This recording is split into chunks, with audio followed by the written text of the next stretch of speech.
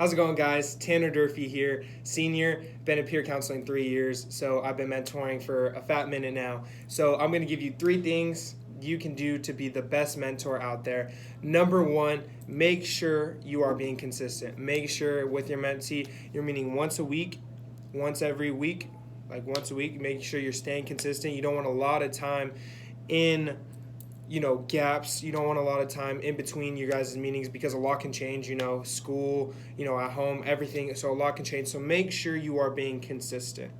Number two, make sure you are being thorough. So you have to do session review forms. You have to, summarize your sessions.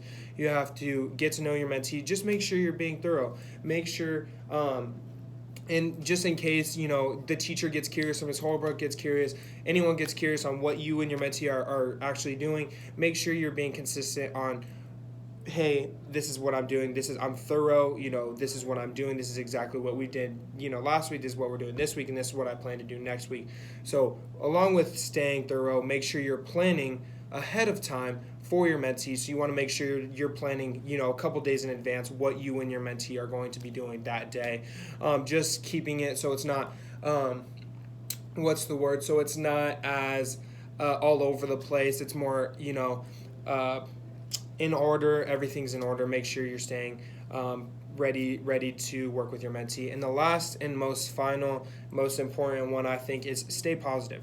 Your mentee will look at you and look as a mentor. That's what you are. You're a mentor to that student. So you want to make sure you are staying positive for that student. You want to make sure you are being energetic. You want to make sure you're being enthusiastic. You want to make sure you're keeping a big smile on your face at all time, because if they see you worried, then they're going to get worried as well.